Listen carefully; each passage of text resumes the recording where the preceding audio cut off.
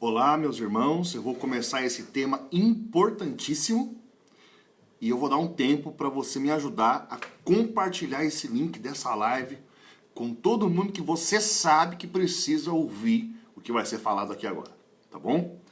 Então, eu vou colocar uma canção que tocou muito a minha vida quando eu conheci Jesus e vou começar a compartilhar, e você me ajuda, por favor, a compartilhar esse link com o maior número de pessoas possível que você sabe que também precisam dessa mensagem.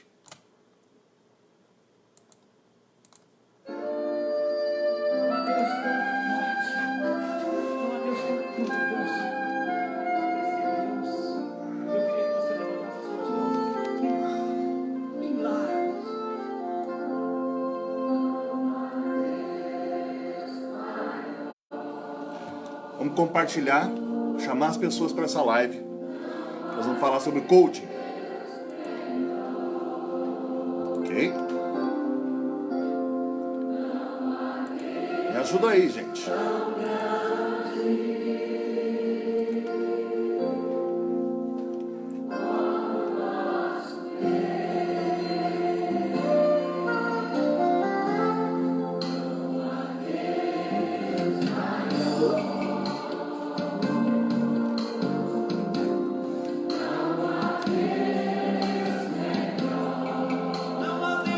Bom dia, Thiago. Vamos compartilhar, irmão.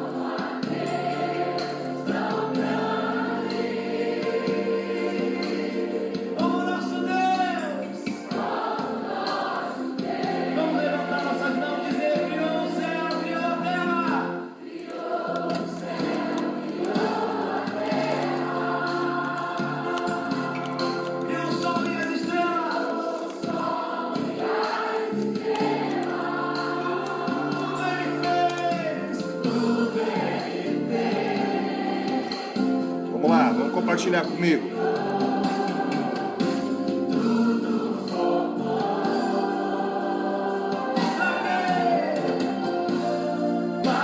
Tá bom, vou liberar.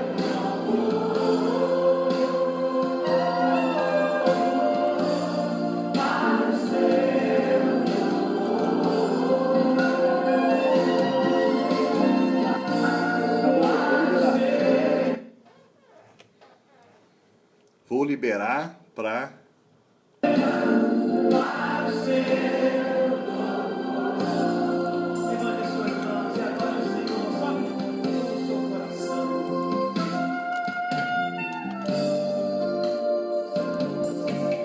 Vamos lá, logo logo nós vamos iniciar.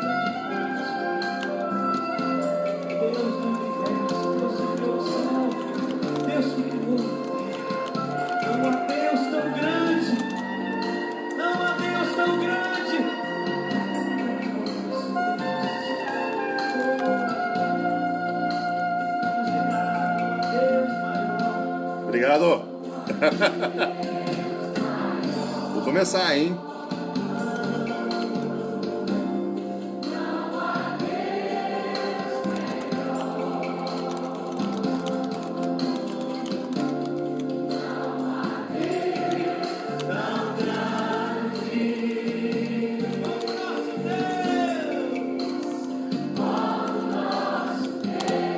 Vamos lá, vamos, ajuda aí, gente. Criou a terra. Quem conhece essa música aí? O sol e as estrelas, tudo ele fez, tudo criou, tudo formou.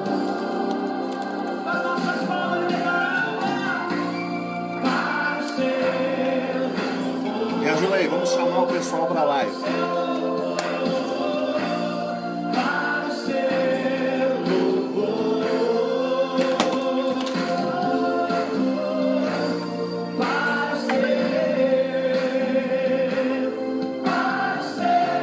Musicão, né, Matheus? Fala sério.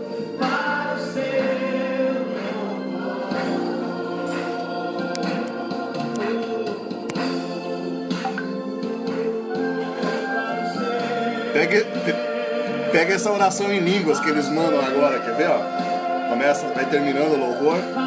Começa, ó. Cântico espontâneo. Francisco Pacho Bermeo, te saludo, hermano. Vamos hablar de coaching.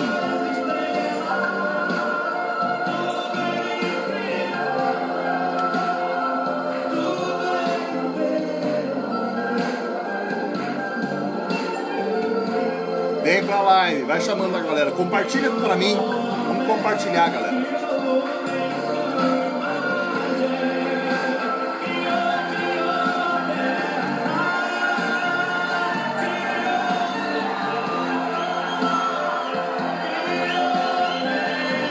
Vamos lá.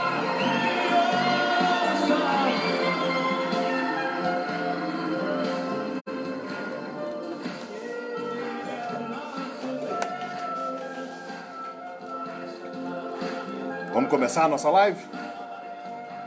Louvores genuínos, concordo. Muito bem, queridos. Em nome do Pai, do Filho e do Espírito Santo, amém. Senhor, dá-nos a graça de buscarmos Tua presença, de termos a sabedoria, o discernimento dos Espíritos, para conhecermos aquilo que provém de Ti, aquilo que corrobora para a nossa santificação, e também reconhecer aquilo que nos afasta de Ti, aquilo que nos prejudica. Senhor, nos dê essa graça e que essa live possa edificar muitas vidas, confirmar muitos caminhos, em nome de Jesus. Amém. Amém. Amém. Ok? Vamos lá. O cristianismo e o coaching. Convergências, divergências. Eu tenho também alguma coisa bem pessoal para falar a respeito. 1 Tessalonicenses 5:23 está escrito assim: o Deus da paz vos conceda santidade perfeita, que todo o vosso espírito, alma e corpo seja conservado irrepreensível para a vinda de nosso Senhor Jesus Cristo. Espírito, alma e corpo.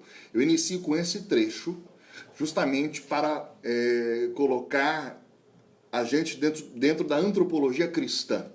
A necessidade de nós contemplarmos o homem como todo, espírito, alma e corpo. Existe um autêntico embate nos nossos dias entre líderes cristãos sobre este assunto. O uso do coaching como ferramenta de formação pessoal para cristãos e, posteriormente, o emprego desse conhecimento na transmissão da fé cristã. Então, para alguns, o emprego do coach é considerado uma ação que confere insuficiência ao evangelho puro e simples, motivo pelo qual empregariam as ferramentas da neurolinguística, dentre outras ciências, para tornar a mensagem um pouco mais palatável, atraente, eficaz na vida das pessoas.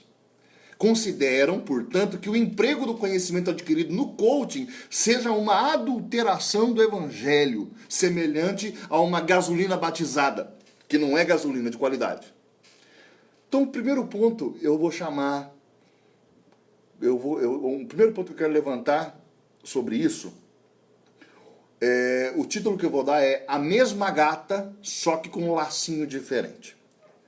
Eu tive um formador, na minha ex-congregação religiosa, os Legionários de Cristo, que me dizia isso quando falava das diferentes correntes filosóficas e ideológicas que surgiram e traziam uma porção de erros e inverdades ao longo da história da igreja. Depois do gnosticismo, do pelagianismo e algumas outras heresias significativas, tudo o que decorreu no restante da história, perpetrando novas heresias, não passa de uma mesma gata, só que com um lacinho diferente. Com muita frequência, nós vemos 3 erros crassos sendo cometidos continuamente. O primeiro é quando o conhecimento da revelação cristã passa a ser a ferramenta de trabalho para abordar uma outra ciência, filosofia, psicologia, etc. E não o contrário. O segundo erro crasso é o emprego de um instrumento incompatível com o cristianismo para entender e transmitir a fé. O terceiro cometido em decorrência dos dois primeiros é o esvaziamento do autêntico conteúdo de alguns conceitos cristãos e a inoculação de um novo significado nesses conceitos, ok? Então, assim, um exemplo que eu vou dar. O conceito de povo de Deus. Nas Escrituras fica evidenciado que o Senhor fez alianças com os homens e por meio delas estabeleceu um relacionamento de pertença mútua, de família, que começa com Adão e Eva, né, uma família, depois com Noé e seus filhos, uma família estendida, depois com Abraão, né, quando a família já toma dimensões de um povo, e depois com Moisés, o povo toma as dimensões de uma nação, ok? Com Davi, a nação toma as dimensões de um reino, até que na plenitude dos tempos o Messias se encarna para estabelecer nova e eterna aliança, e o reino passa a ser a Igreja Católica Universal. De repente, em virtude do emprego de uma filosofia marxista como instrumento da teologia, o conceito de povo de Deus é esvaziado do seu conteúdo original e nele se inocula um novo sentido. Agora, entende-se por povo de Deus o quê? O proletariado, né? Ou as minorias, que são oprimidas pela classe que detém capital. Chegam ao ponto de considerar o clero como uma classe detentora dos meios de produção do sagrado, desejando que o povo de Deus possa celebrar os sacramentos. O Leonardo Boff disse isso no seu livro Igreja, Carisma e Poder, né? Então, com muita frequência, a gente vê o evangelho sendo utilizado como instrumento de uma filosofia, de uma vertente específica da psicologia. E quase sempre isso acaba por reduzir o anúncio do evangelho aos limites destas ciências. Um exemplo, mais um.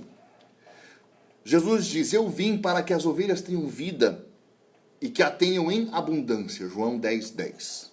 Para algumas correntes teológicas imanentistas, imanência, né, é aquilo que permanece na terra, ou seja, que não transcende, esse é o sentido de imanência, né?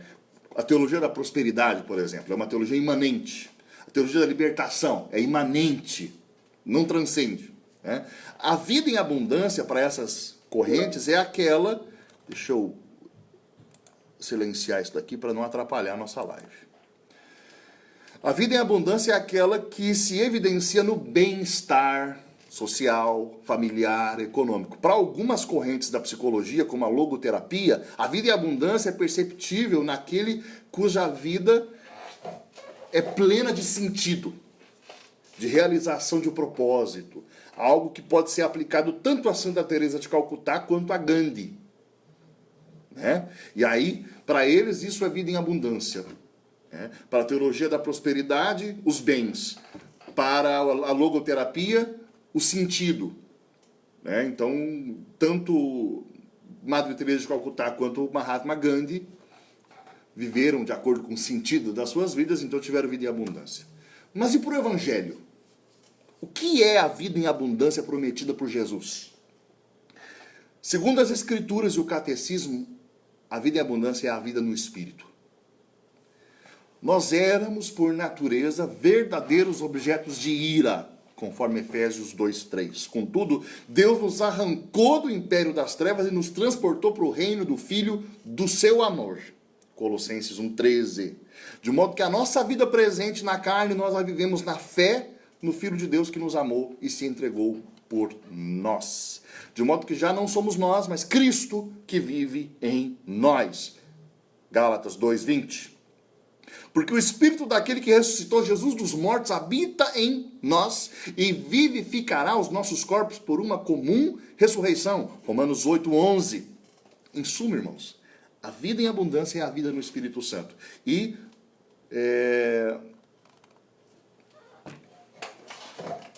eu estou pegando aqui, não pode ser reduzida ao bem-estar ou à plenitude de sentido, ok?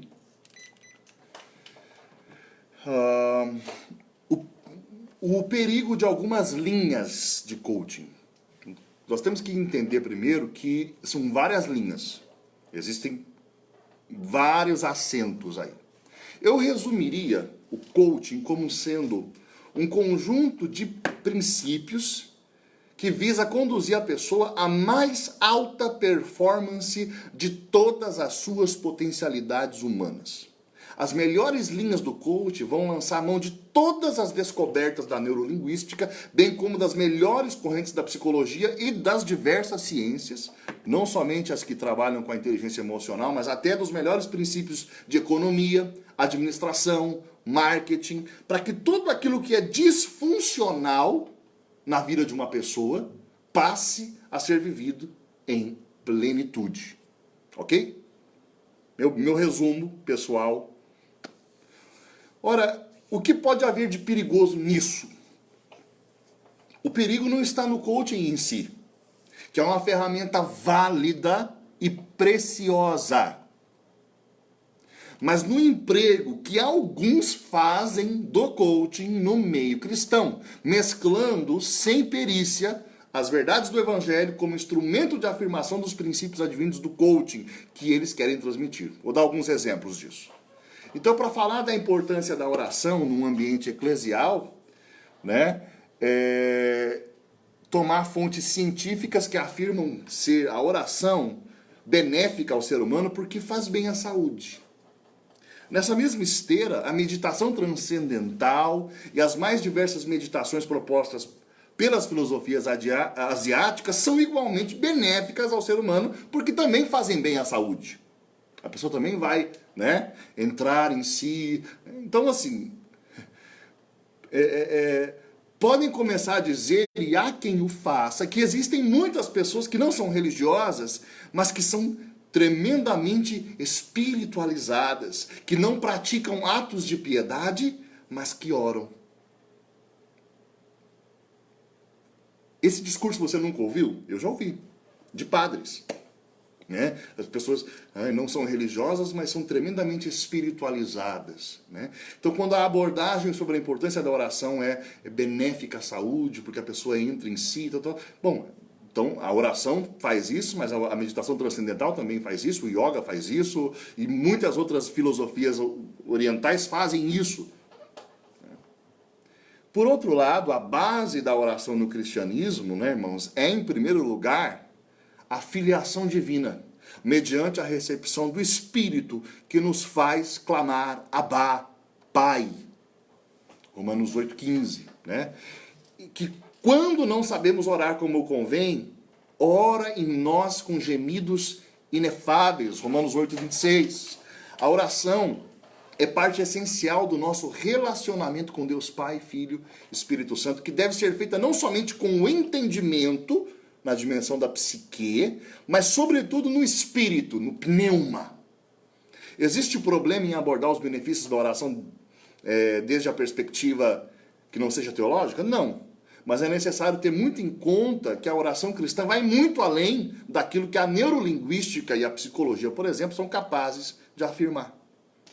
Para explicar a vida em abundância prometida por Jesus, né, contemplar e oferecer meios de crescimento nas mais diversas necessidades humanas, emocional, afetiva, psicológica, social, financeira e assim por diante, a fim de convidarem seus ouvintes à mais alta performance de suas potencialidades.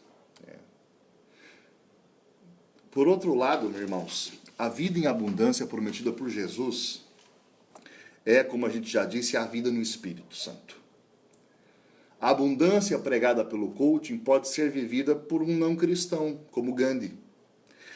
Mas ele ainda está aquém daquela vida em abundância anunciada por Jesus no Evangelho.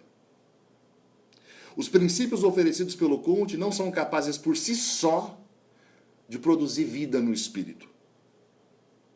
São capazes de nos ajudar a tirar tudo aquilo que é disfuncional e colocar em pleno uso. Mas numa esfera da psique, numa esfera meramente humana. Corre-se o risco de pregadores do Evangelho não conseguirem distinguir o que é uma direção espiritual e o que é um atendimento de coaching, por exemplo. Deixa eu ver aqui, eu não quero...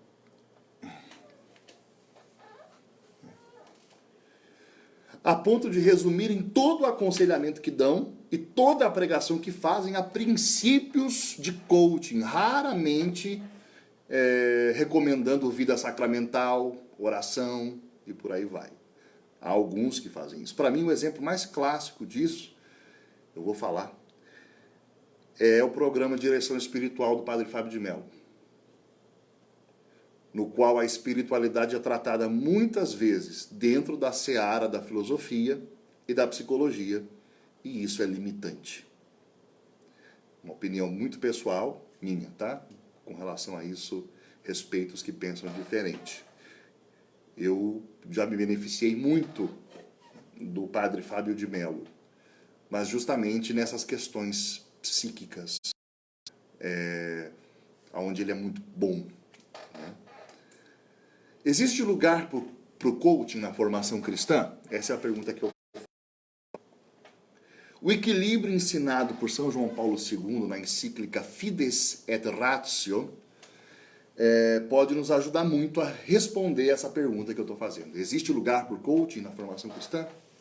Assim como a filosofia é a ferramenta de trabalho da teologia por excelência, e a graça santificante gera os frutos do Espírito, mas espera resposta de vida ascética da nossa parte, assim, o coaching pode ser benéfico dentro da sua área de atuação. Pode ser benéfico. É necessário termos uma antropologia verdadeiramente cristã para a gente entender isso. A essência do homem é corpo e alma em unidade. Sem a alma, o corpo humano já nem é mais corpo, passa a ser um cadáver. Porque Jesus Cristo é redentor do homem todo, por inteiro, né? Então, nós esperamos a ressurreição da carne, onde nós teremos corpos de glória, né? Essa é a nossa fé. Essa nossa alma, por sua vez, ela não é vegetal como a das plantas que morrem, né? Lembrando que alma é o princípio de vida, é tudo que é animado tem ânima, tem alma. E nem é semelhante a dos animais em geral, mas a nossa alma, o nosso princípio de vida é espiritual. Por isso, além das características básicas da nossa psique, há em nós também outras características que são espirituais. Muito bem. Quando São Paulo fala das obras da carne e as obras do espírito, é interessante notar que a maioria das obras da carne citadas não tem a ver com o corpo, soma, no grego, né? Mas com a nossa alma. São Paulo fala de soberba, inveja, orgulho, ressentimento, e tudo isso é da nossa psique, é da nossa alma, não é do soma. Quando nós rezamos com o nosso entendimento, com os nossos sentimentos e emoções, essa oração é predominantemente uma expressão da nossa alma. Predominantemente, porque não há uma cisão em nós entre corpo, alma e espírito. De modo que essas classificações são feitas para nosso entendimento, tá? Somente. Orar no Espírito ou com o Espírito, viver no Espírito, é algo que só se faz mediante a graça. Entrar nessa dimensão de vida é penetrar no mistério. O entendimento meramente humano cessa. As realidades passam a ser difíceis de ser traduzidas quando você entra no mistério. O entendimento, né? A verdadeira glossolalia, o falar em línguas, é uma das expressões carismáticas dessa oração no Espírito Santo. Quando você entra na dimensão do mistério e as coisas são difíceis de ser traduzidas.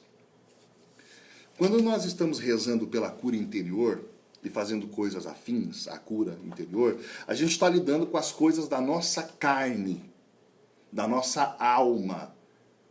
Cura da memória, perdão, etc. Quando estamos na oração contemplativa ou na verdadeira oração em línguas, nós estamos orando no Espírito, na dimensão do mistério.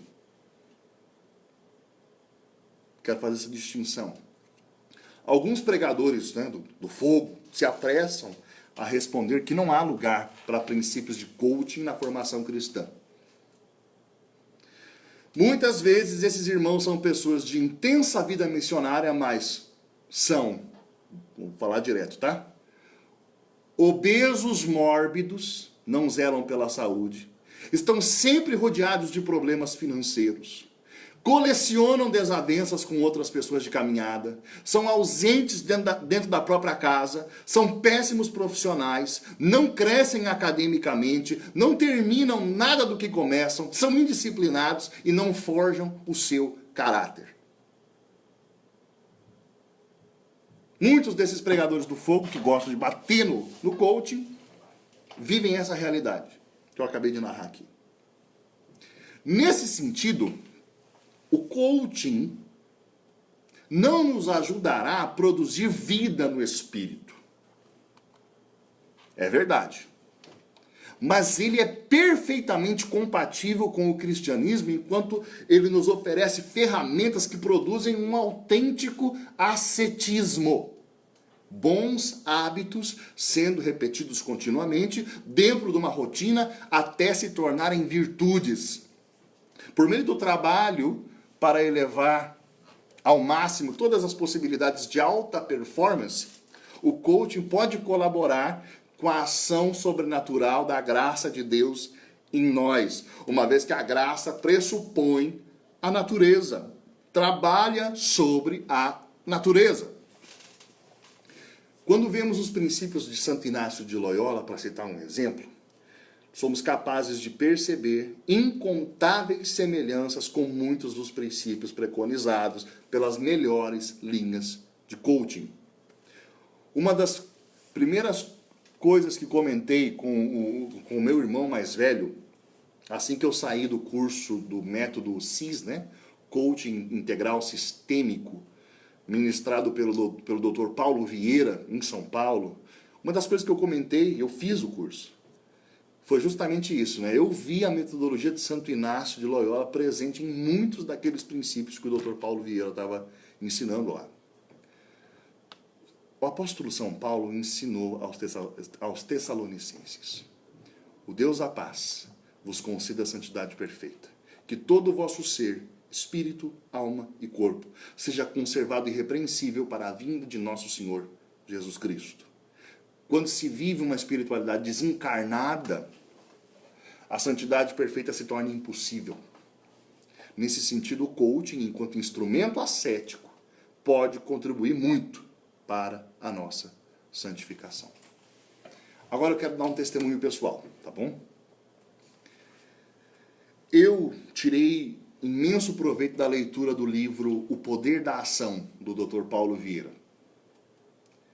Eu fiz com grande proveito o curso do método de coaching integral sistêmico, ministrado pelo doutor aqui em São Paulo, no ano retrasado. Agora, já algum tempinho depois, eu tenho revisitado aquela experiência por meio da leitura meditativa do livro O Poder da Ação, com caderno e caneta na mão. O método do Dr. Paulo Vieira, como eu disse para o meu irmão, para o Ricardo, que faz a formação com a Febracis, que é coaching, e é um homem de Deus, um santo, que tem feito grande bem às pessoas. Ler esse livro me faz revisitar muito a sabedoria de Santo Inácio de Loyola.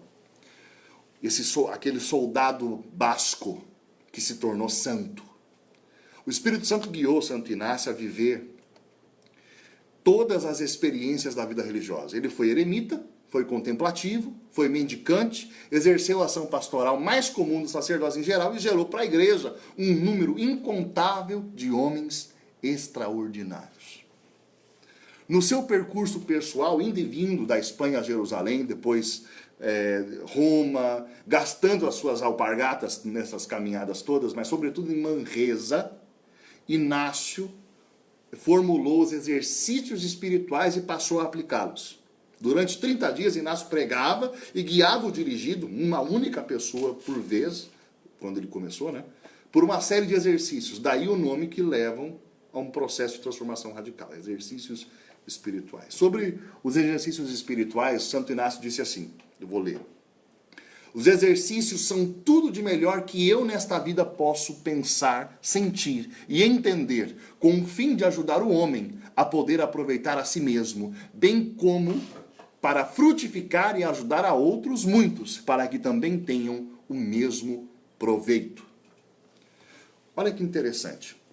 Sem ter o conhecimento da neurolinguística, ou a clareza existente hoje sobre o processo de estabelecimento de crenças determinantes, Inácio, por causa da sua experiência com Cristo, Redentor de todo homem e do homem todo, ele desenvolveu exercícios que quando eu fiz o curso do Dr. Paulo Vieira, eu vi as fundamentações. E aí eu fiquei embasbacado. Primeiro, pela genialidade do próprio Dr. Paulo em apresentar o método. Depois eu fiquei mais embasbacado ainda com aquele cavaleiro Vasco do século XVI, que entendia muito de ser humano e que era capaz de pegar uma gentinha soberba e egocêntrica como o jovem Francisco de Jasso Azpilicueta Atondo y Aznares, da Universidade de Paris, oferecer para esse homem ferramentas e ajudá-lo a se tornar o São Francisco Xavier que conhecemos, um dos maiores missionários de todos os tempos. Mas São Francisco Xavier não foi uma exceção. O método de formação integral aplicado de um modo sistemático por Inácio de Loyola gerou homens como Isaac Jogues, João de Brebeuf, José de Anchieta, Roberto Bellarmino, José Acosta, Matteo Ricci, Cristóvão Clavio, François d'Aguilon e por aí vai. Basta mencionar, gente, que 21 crateras da Lua receberam o nome de padres jesuítas, cujo legado na astronomia, na matemática, na física, na biologia, no direito e diversas outras áreas é incomensurável. Durante quase 9 anos da minha vida, eu reagi a um estilo de vida moldado por muitos princípios disciplinares oriundos de Santo Inácio, nos Legionários de Cristo. Eu vou compartilhar com vocês aqui alguns exemplos. No início do ano, depois de 8 dias de exercícios espirituais, portanto, aquele exercício de 30 dias adaptado para 8, a gente fazia uma profunda análise diante de Deus para determinar qual era o nosso defeito dominante, através de perguntas oferecidas nos exercícios, né, através do exame de consciência, para chegarmos num profundo reconhecimento de quem realmente nós somos. Então, usando as palavras do Paulo Vieira, um processo de autorresponsabilidade, de tomada de responsabilidade pela vida que nós tínhamos diante de nós. A autorresponsabilidade lá do Paulo Vieira é o exame de consciência do Inácio de Loyola.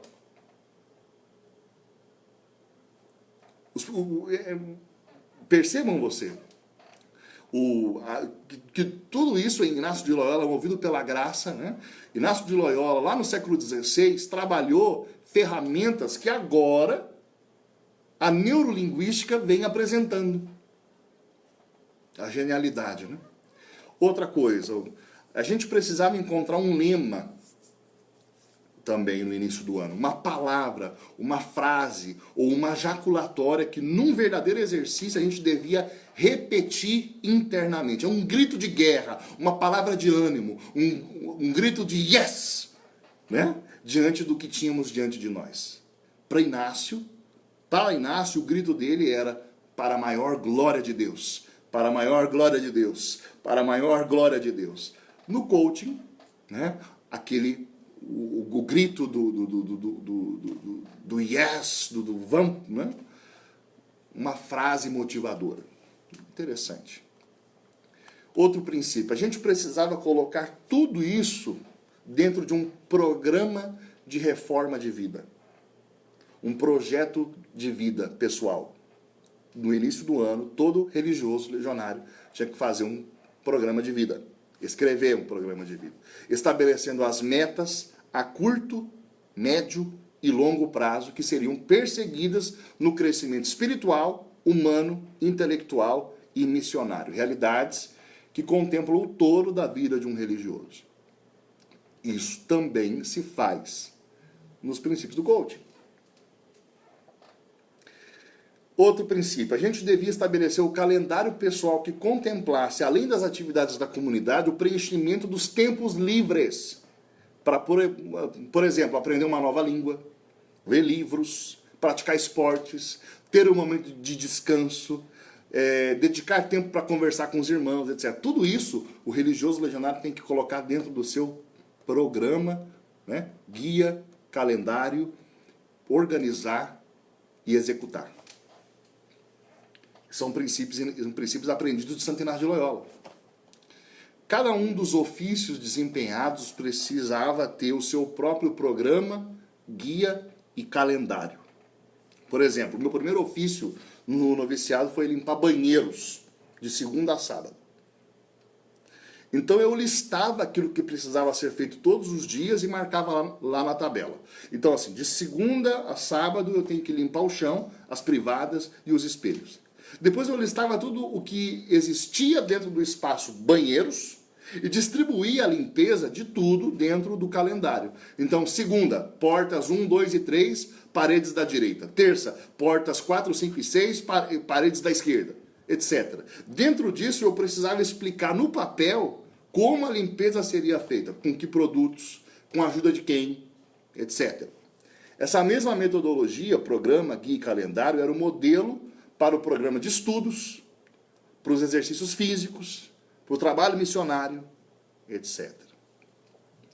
Princípios inacianos. Outro princípio, constantemente a gente era chamado a, diante de Cristo, recordar que por causa da nossa vocação legionária, nós não éramos aquilo que nossas crenças limitantes diziam que nós éramos, lerdos, incapazes de aprender isso, aquilo, mas que o nosso chamado dizia o que éramos, soldados rasos de Cristo. Listo aqui apenas alguns princípios que me vieram à memória, tá? Então assim, quando eu deixei a congregação em 2006, eu me vi completamente sem chão, perdido. Uma coisa é você reagir a um ambiente que te propicia isso, e bem outra é, por formação de caráter, você internalizar essas práticas como suas e carregá-las a qualquer tempo e em qualquer lugar. Sem certeza da minha vocação, é meu testemunho, tá? O motivo pelo qual eu existo, eu andei perdido por anos. Nada, comparado com o sacerdócio me parecia ter brilho. Então eu comecei e abandonei diversos projetos acadêmicos. Eu tentei fazer letras, parei. Tentei fazer direito, parei. Comecei teologia algumas vezes, parei. Agora eu estou cursando teologia, com a graça de Deus. Dediquei anos ao escritório nacional da RCC, depois fui professor de inglês e espanhol, depois voltei para o escritório. Tentei uma carreira profissional no comércio exterior, em Toledo. Depois ingressei no Banco Bradesco, um dos melhores momentos profissionais da minha vida. Mas mais uma vez o vazio me tomou. Nessa altura, desde 2007 eu já havia abandonado o programa de reforma de vida e outras práticas, porque aquilo que é anterior a tudo isso me faltava. Qual é o sentido pelo qual eu existo? Qual é a minha vocação? O que eu quero de mim? Eu sempre me via querendo ser sacerdote. E de repente não vou ser padre. E agora? Eu perdi quase 11 anos da minha vida por não saber o que eu queria. Isso teve repercussões emocionais, afetivas, sentimentais, muito duras. Sofri muito. Fiz muita gente sofrer. Sem meta, sem projeto, sem nada a perseguir, fiz mau uso das minhas finanças. Além de não ter adquirido nada, eu gerei dívidas pessoais.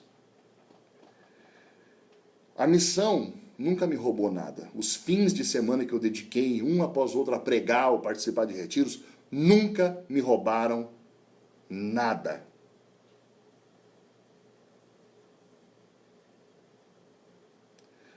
Os momentos de radicalidade na vida cristã que eu tive nunca me roubaram o convívio familiar, o lazer, o estudo. E quem diz isso é, na minha opinião, desonesto. A minha infidelidade, a minha consciência Isso sim. Essa sim me roubou muito. A missão não. As coisas começaram a mudar para mim quando eu conheci a Vanessa. Quando a Vanessa entrou na minha vida. Me casar, ser pai. Nossa, isso começou a me trazer um norte. Entendeu? Outros desafios, por outro lado, vieram, né? Dos meus 5 filhos, desejados e recebidos com a consciência cristã de um matrimônio aberto à vida, 3 são especiais. O desequilíbrio financeiro dos erros passados reverberaram na economia da minha família. Desafios numa nova cidade, vim para Valinhos, onde não temos um único parente aqui, né? Além do meu sogro e da minha sogra que moram comigo. E tendo deixado os melhores amigos para trás. Enfim, né? A gente navegou por momentos muito duros nos primeiros 6 anos juntos aqui. O Senhor, porém, é bom. O seu amor é eterno. Portas para crescimento profissional começaram a se abrir, junto com a generosidade do Padre Eduardo Doggett, que sempre me permitiu conciliar as coisas. E no tempo oportuno, eu revisitei esse livro, né? O Poder da Ação. Eu encontrei nele diversos princípios e ferramentas que qualquer cristão, se quiser ser santo, pode contar. Então eu me sinto como alguém que volta ao primeiro amor. Há um problema sério no nosso meio carismático, irmãos. Muitos pensam que precisamos fazer de tudo para receber e levar outros a receber o batismo do Espírito Santo e que todo o demais virá por osmose. Isso não encontra precedente nas Escrituras, muito menos na tradição. Depois do poderoso derramamento do Espírito Santo, que é a vida abundante verdadeira, vem o caminho ascético, no qual a gente substitui hábitos maus, que repetidos se tornaram vícios, que debilitaram a vontade, a capacidade de crescer. A gente substitui por hábitos bons, que repetidos se tornam virtudes, como o próprio nome diz. Fortalecem a vontade. Virtus, no latim, significa força. Ouvi de alguém uma queixa sobre o coaching que ia nesse sentido, né? Poxa, pensei que o Espírito Santo era suficiente. Então vale lembrar que aquele que te criou sem a tua cooperação não poderá salvar-te sem ela. O caminho ascético, a disciplina da própria vida, a perseguição da excelência em todas as áreas da vida, tudo isso é constitutivo da vida cristã. A vida abundante da qual Jesus falava é a plenitude do Espírito Santo em nós. A substituição daquilo que é disfuncional na nossa vida por hábitos que nos ajudem a colocar em ato todas as nossas potencialidades em todas as áreas da nossa vida são uma manifestação desta vida abundante, mas não resumem a abundância da qual falou Cristo. Nesse sentido, o coaching é uma ferramenta para a nossa natureza, que bem disposta será a terra boa do Espírito. E ele, o Espírito, é a vida abundante na nossa vida. Muito bem.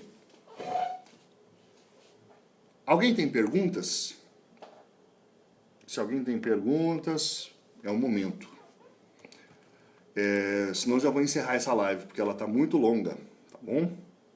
Deixa eu ver aqui se tem perguntas. Se alguma coisa ficou confusa com relação ao que eu falei aqui até agora. Bom, irmãos, eu acho que como a live ficou muito longa, eu vou concluir. Mas se os irmãos colocarem perguntas, eu posso depois responder. Tá ok? Deus abençoe, gente. Grande abraço. Espero que tenha ajudado um pouco.